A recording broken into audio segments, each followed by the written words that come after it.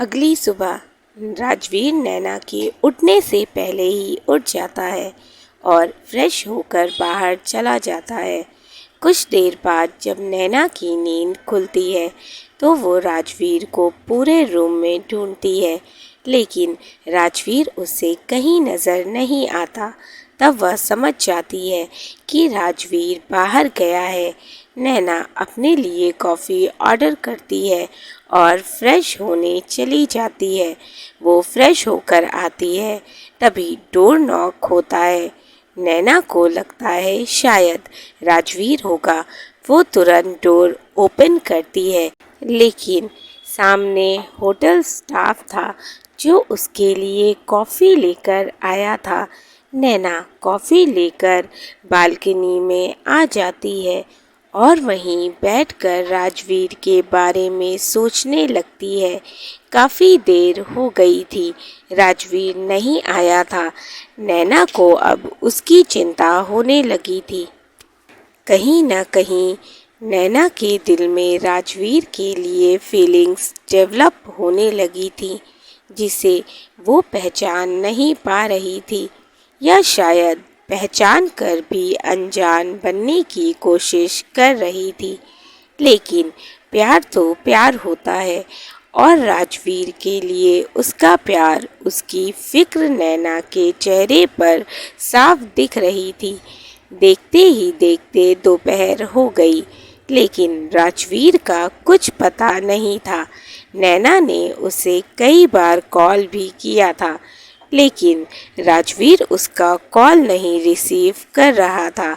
अब नैना बहुत ज़्यादा परेशान हो गई थी और उसे राजवीर पर गुस्सा भी आ रहा था, क्योंकि वो उसे बिना बताए इस वक्त चला गया था।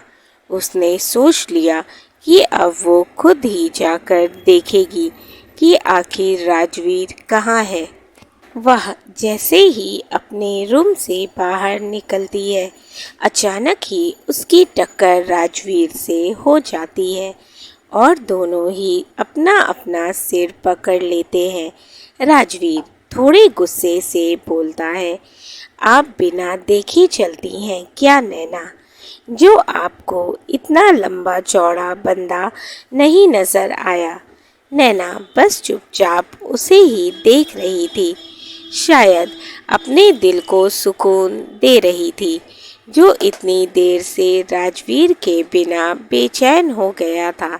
उसे इस तरह चुप देखकर राजवीर थोड़ा रूड होकर बोलता है, वैसे भी मैं आपसे किसी भी तरह के जवाब की उम्मीद नहीं करता, और अंदर जाकर बेड पर लेट जाता है। नैना राजवीर के इस बिहेवियर से इरिटेट हो चुकी थी। वो उसके पास आकर गुस्से में बोलती है, क्या मैं जान सकती हूँ कि आप इतनी देर से कहाँ थे?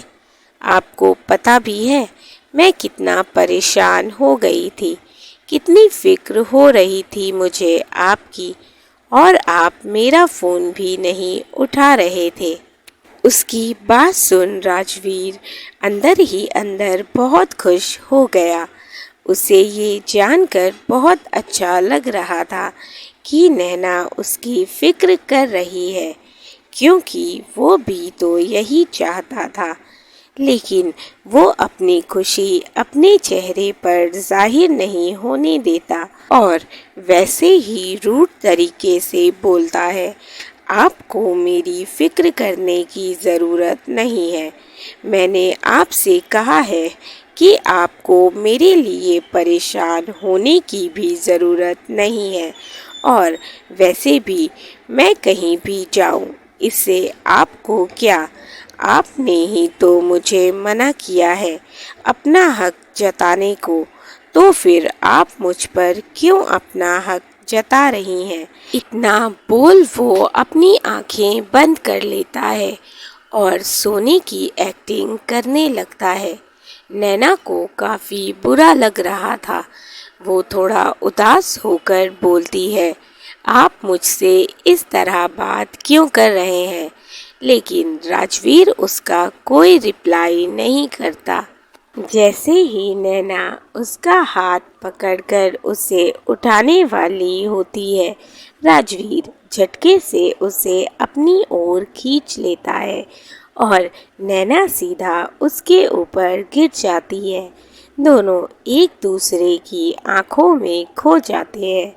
राजवीर नैना को प्यार भरी नज़रों से देख रहा था। उसे ध्यान ही नहीं रहता कि वो अभी उससे गुस्सा है। वो नैना के चेहरे पर आ रही लटों को उसके कान के पीछे करते हुए धीरे से बोलता है, क्या सच में नैना आपको मेरी बेरुखी, मेरे गुस्से से फर्क पड़ता है? नैना तो बस उसकी गहरी काली आंखों में देख रही थी। राजवीर फिर से बोलता है, बोलिए ना नैना, क्या सच में आपको मेरी नाराज़गी, मेरी बेरुखी से फ़र्क पड़ता है?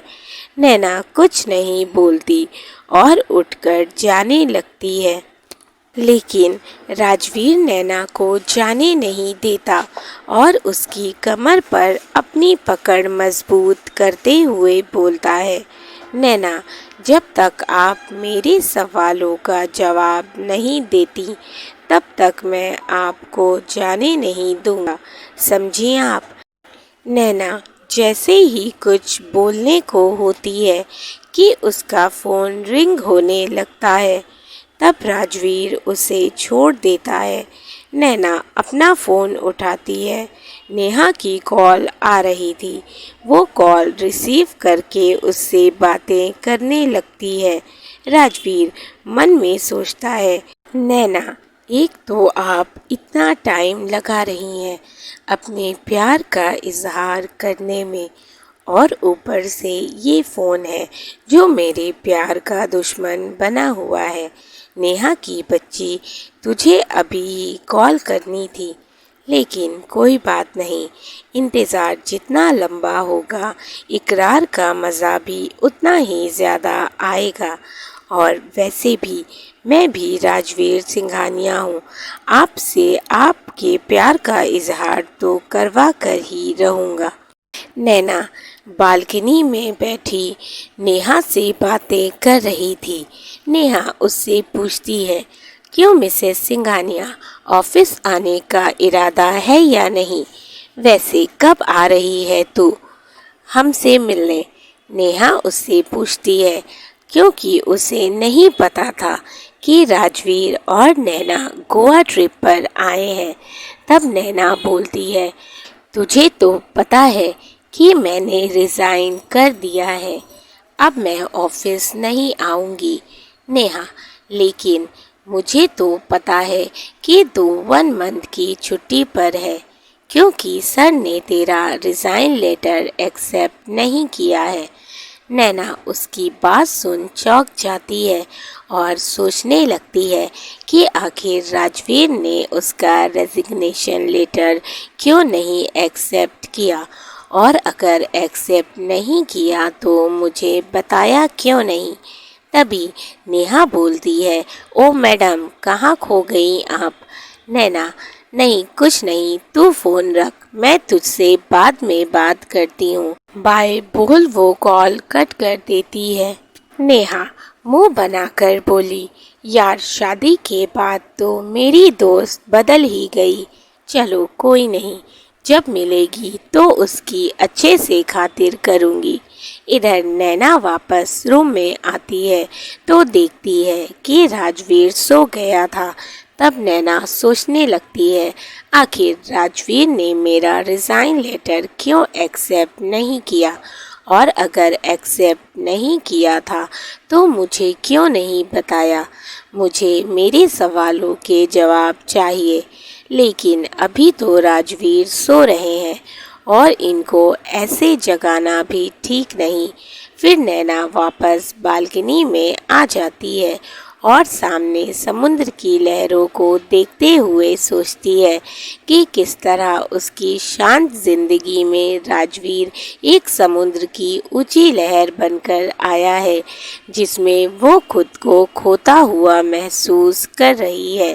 नैना घंटों वहीं बालकनी में झूले पर बैठी समुद्र की लहरों को देखती रहती है।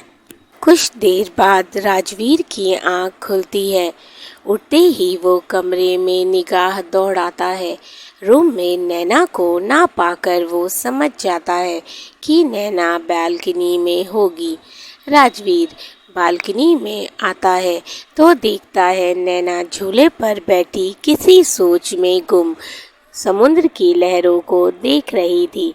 राजवीर उससे बोलता है, नैना आप अब तक रेडी नहीं हुई, हमें घूमने जाना था, चलिए जल्दी से रेडी हो जाइए, नहीं तो बाद में मत बोलिएगा कि मैंने आपको कहीं घुमाया नहीं।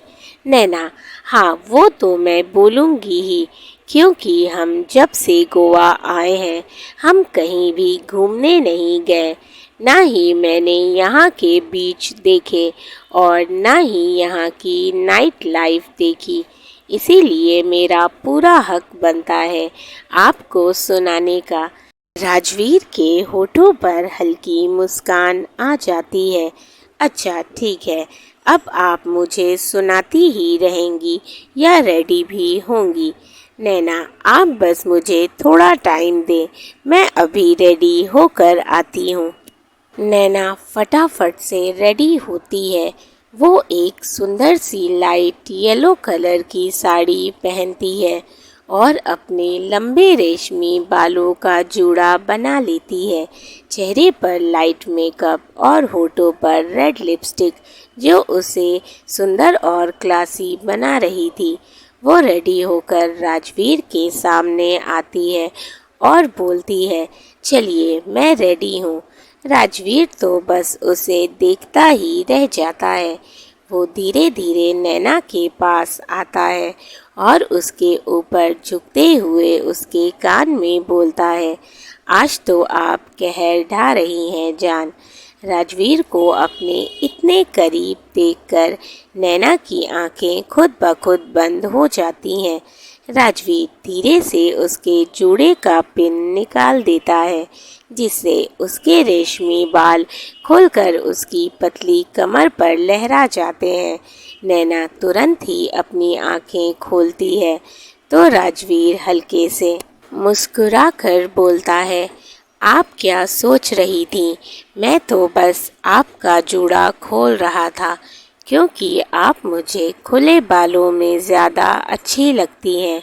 ये सुनकर नैना थोड़ा शर्मा जाती है और बाल को ठीक करने लगती है।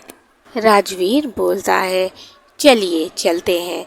नैना हाँ में अपनी गर्दन हिला देती है और दोनों बाहर आ जाते हैं। नैना मन में सोचती है, आखिर राजवीर को मैं समझ क्यों नहीं पा रही हूँ। कभी एकदम स्वीट हो जाते हैं तो कभी एकदम रूड। सच में ये बंदा बहुत ही कॉम्प्लिकेटेड है। दोनों बीच पर घूमते हैं और बहुत ही इंजॉय करते हैं। काफ़ी सारे स्ट्रीट फूड भी खाते हैं। राजवीर नैना को वहाँ की फेमस नाइट मार्केट भी घुमाता है। नैना सभी के लिए शॉपिंग करती है। वो शॉपिंग करने में इतनी मग्न हो जाती है कि उसे राजवीर का ख्याल ही नहीं रहता। लेकिन जब उसे ध्यान आता है तो वो राजवीर को सब जगह ढूंढने लगती है, लेकिन राजवीर उसे कहीं नहीं मिलता। वो बहुत परेशान हो जाती है। तभी उसे राजवीर नज़र आता है। वो तुरंत ही उसके पास आती है और गुस्से से बोलती है, आप यहाँ क्या कर रहे हैं? मैं कब से आपको ढूंढ रही थी। आपको पता है मैं कितना परेशान हो गई थी। राजवीर, सॉरी, मैं वो एक कॉल अटेंड करने आया था। मेरी एक पुरानी दोस्त की कॉल थी। उसकी कल एंगेजमेंट है, यहीं गोवा में ही, तो हमें जाना होगा। उसने हमें इनवाइट किया है। बस उसी से बात करने के चक्कर में मुझे ध्यान ही नहीं रहा आपका। नैना मन में सोचती है, ऐसी कौन सी दोस्त है जिससे बात करने के चक्कर में ये मुझे ही भूल गए। शादी में तो मुझे नहीं नज़र आई। राजवीर नैना को खोया हुआ देखकर बोला, कहाँ खो गई आप? नैना गुस्से से बोली, कुछ नहीं, आपको क्या, मुझे कल की इंगेजमेंट के लिए ड्रेस लेनी है और वापस शॉप में चली जाती है। राजवीर सोचता है, जब मुझे लगता है कि मैं आपको समझ गया हूँ तो आप मुझे एहसास दिला देती हैं कि अभी मैं आपको पूरी तरह से नहीं समझा। इधर नैना को कोई ड्रेस पसंद नहीं आती तो राजवीर उसके लिए एक खूबसूरत सी पर्पल कलर की शिफॉन की साड़ी सिलेक्ट करता है। नैना बोलती है, आप साड़ी क्यों सिलेक्ट कर रहे हैं? मैं हमेशा साड़ी ही तो पहनती हूँ। तब राजवीर बोलता है, आप हमेशा अपनी पसंद की साड़ियाँ पहनती हैं, लेकिन मैं चाहता हूँ कि आप मेरी पसंद की साड़ी पहने कल। इट्स माई रिक्वेस्ट नैना। तो नैना गुस्से से बोली, ये साड़ी मुझे क्यों पहना रहे हैं? अपनी उस फ्रेंड को पहनाएं जिससे बात करते हुए आपको कुछ होश नहीं रहता। राजवीर समझ जाता है कि नैना को श्वेता से जलन हो रही है। वो मुस्कुराने लगता है। उसे इस वक्त नैना पर बेशुमार प्यार आ रहा था। नैना फिर गुस्से से बोली, आप मुस्कुरा क्यों रहे हैं? क्या मैंने कोई जोक मारा है? मैंने कहा कि मैं ये साड़ी नहीं पहनूंगी। राजवीर, मैं यह साड़ी ले रहा हूँ क्योंकि मुझे पता है आप ये साड़ी ज़रूर पहनेंगी। दोस्तों, स्टोरी अच्छी लग रही हो तो वीडियो को ज़रूर लाइक कर दीजिएगा। चैनल पे नए हैं तो चैनल को सब्सक्राइब कर लें। साथ ही अपनी फैमिली एंड फ्रेंड्स के साथ भी शेयर करें। अपने फीडबैक हमें ज़रूर दें। अगर आप लोगों ने स्टोरी के पिछले एपिसोड्स नहीं पढ़े तो मैंने लिंक डिस्क्रिप्शन बॉक्स में मेंशन कर दिया है। आप वहां पर कहानी के पिछले सभी एपिसोड्स पढ़ सकते हैं। इसी तरह से अपना प्यार बनाए रखें। Thank you for watching and keep supporting. Love you all.